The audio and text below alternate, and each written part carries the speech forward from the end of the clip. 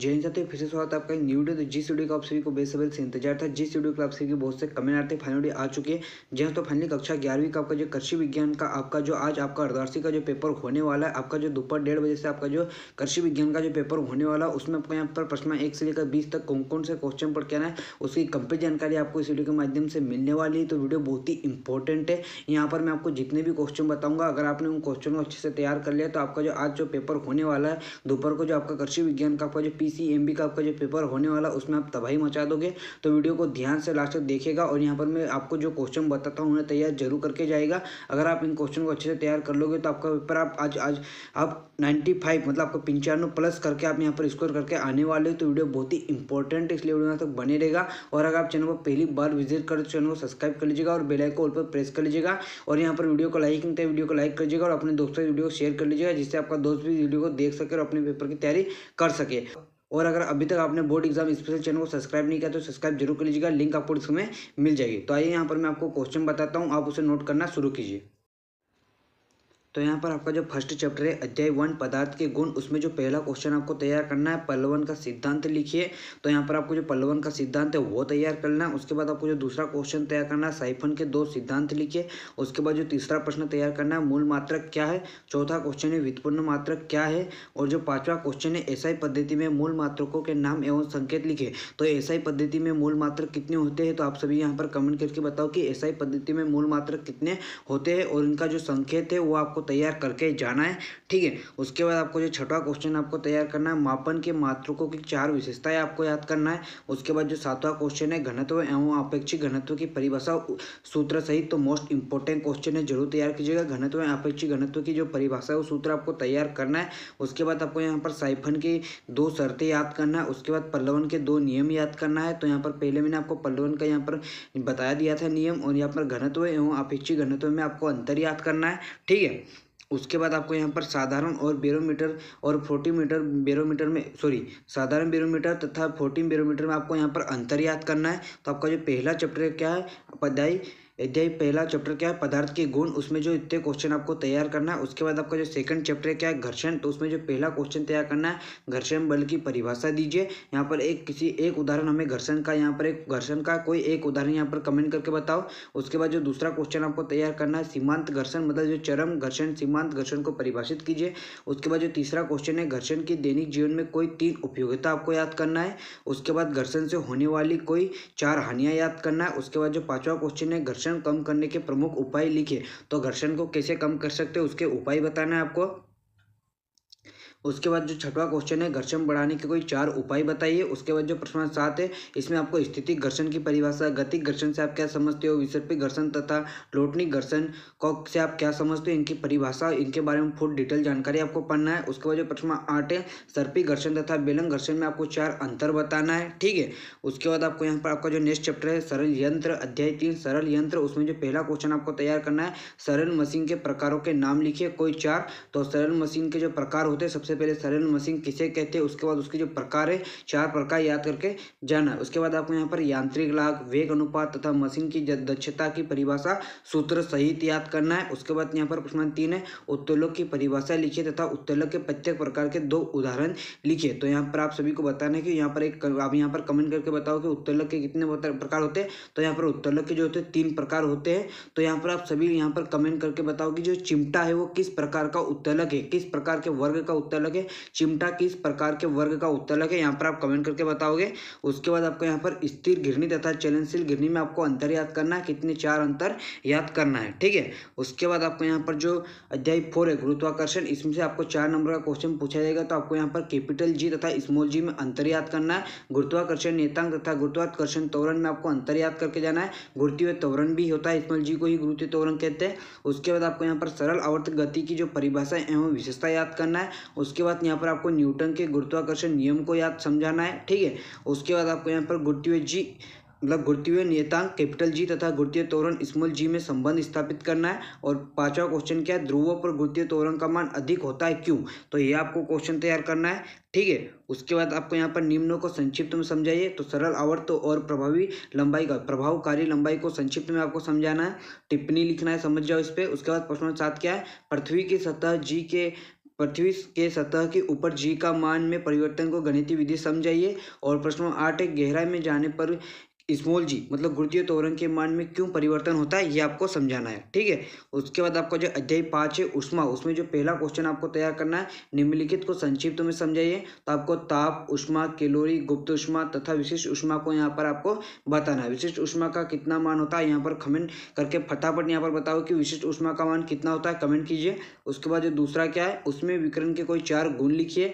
उसके बाद तीसरा प्रश्न है, ऊष्मा संचरण की विधियां उदाहरण सहित लिखिए। तो ऊष्मा संचरण की जो विधियां होती है वो फटाफट यहाँ पर कमेंट करके बताओ, बहुत ही सरल क्वेश्चन है।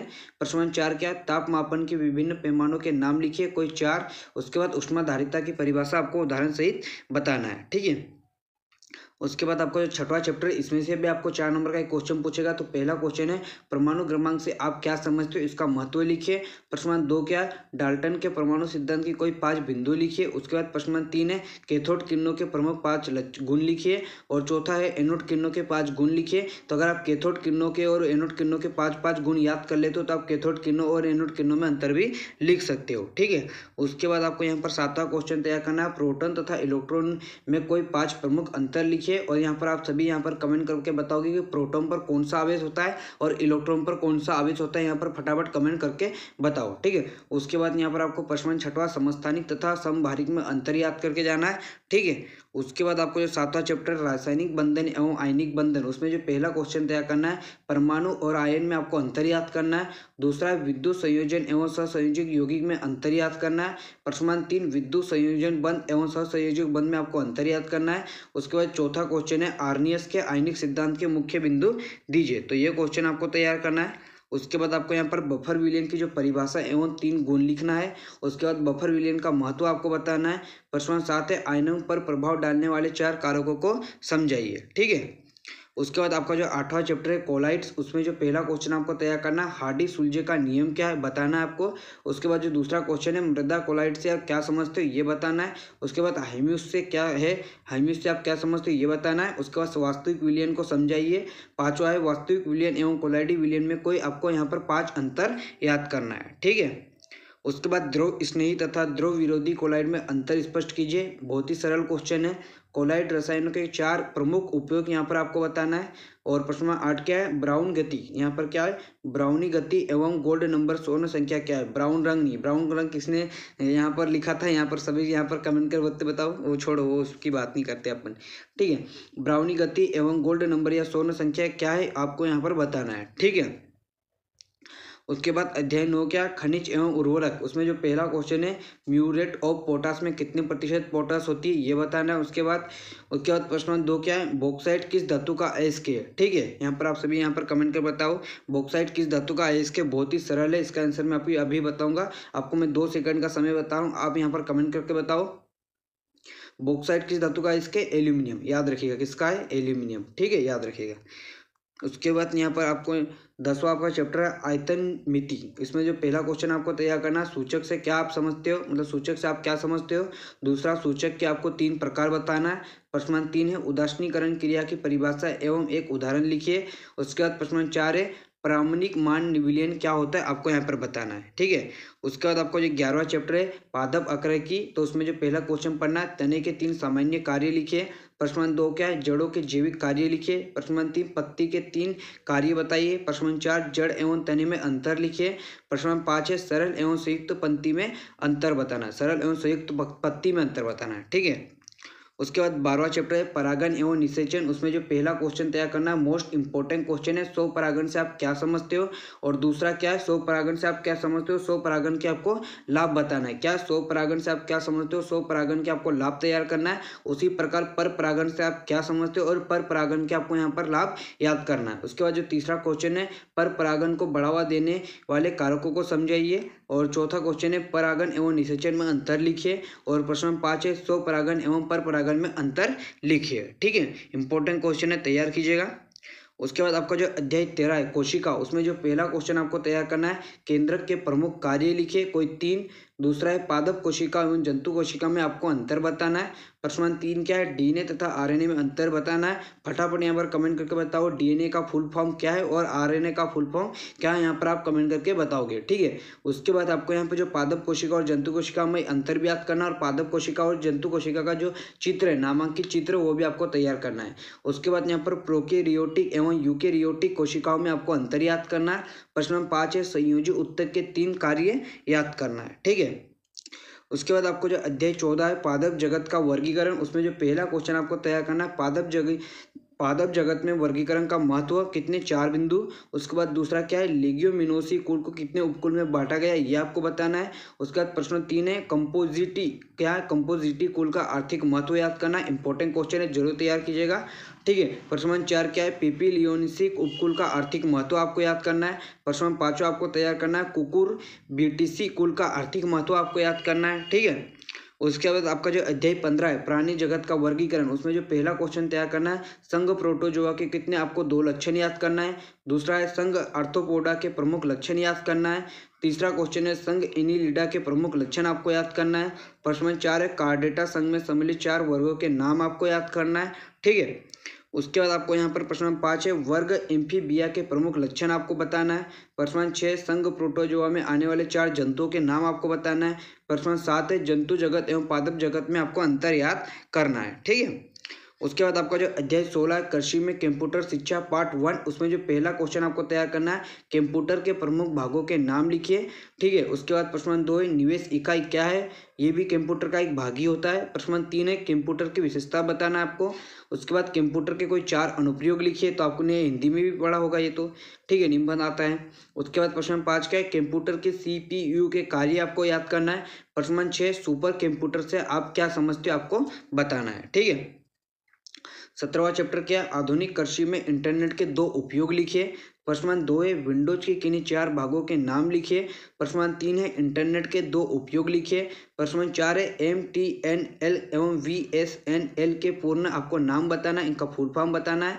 उसके बाद प्रश्न नंबर 5 है मल्टीमीडिया के कोई 2 प्रमुख उपयोग बताना है। उसके बाद प्रश्न नंबर 6 विंडोज 2000 की विशेषता आपको यहाँ पर बताना है। ठीक है, तो यहाँ पर मैंने आपको 1 से लेकर 17 तक के चैप्टर के जो इंपॉर्टेंट क्वेश्चन है वो बता दिए हैं। अगर आप इसका सॉल्यूशन देखना चाहते हो तो आपको सॉल्यूशन वीडियो की जो लिंक आपको डिस्क्रिप्शन में मिल जाएगी। यहाँ पर इससे पहले मैं आपको सॉल्यूशन वीडियो दे चुका हूँ। अगर आप सभी हमारे चैनल का शुरू से जुड़े हो गए तो आप सभी को पता है कि मैंने आपको सॉल्यूशन वाली वीडियो आपको पहले ही प्रोवाइड करा दी थी। तो अगर आप सॉल्यूशन वाली वीडियो देखना चाहते हो तो लिंक आपको डिस्क्रिप्शन में मिल जाएगी। यहाँ पर मैंने आपको 1 से लेकर 17 तक के जो चैप्टर के जो इंपॉर्टेंट क्वेश्चन है बता दिए। जैसे कि मैंने आपको सिलेबस वाली वीडियो में बताया था कि आपको टोटल 17 चैप्टर से आपके जो क्वेश्चन है वो पूछे जाने वाले। तो यहाँ पर मैंने आपको 1 से लेकर 17 तक के जो क्वेश्चन है वो बता दिए। इसकी सॉल्यूशन वीडियो में आपको पहले प्रोवाइड करा चुका हूं। लेकिन अगर आप इसका पीडीएफ डाउनलोड करना चाहते हो तो आप टेलीग्राम चैनल रूपे सेफ क्लास पर जाकर डाउनलोड कर सकते हो। आपको इसका जो पीडीएफ वो बहुत जल्द टेलीग्राम चैनल रूपे सेफ क्लास पर मिल जाएगा। जैसे ही इस वीडियो पर जैसे ही मैं आपको यहाँ पर बोर्ड एग्जाम पर यहाँ पर जैसे ही बोर्ड एग्जाम स्पेशल चैनल की लिंक मैंने आपको डिस्क्रिप्शन में दी है।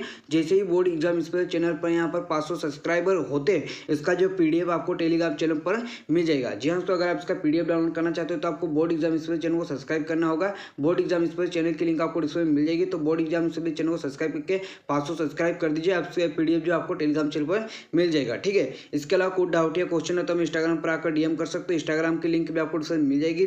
डेली क्यूज के माध्यम से मैं आपको ऑब्जेक्टिव की तैयारी कराते रहता हूँ, तो आप इंस्टाग्राम को फॉलो भी जरूर कर लीजिएगा। ठीक है, तो अगर अभी तक आपने वीडियो को लाइक नहीं किया वीडियो को लाइक कीजिएगा, चैनल को सब्सक्राइब कीजिएगा, बेल आइकन कॉल पर प्रेस कर लीजिएगा और बोर्ड एग्जाम से चैनल को सब्सक्राइब जरूर कीजिएगा। तो मिलते वीडियो में, जय हिंद।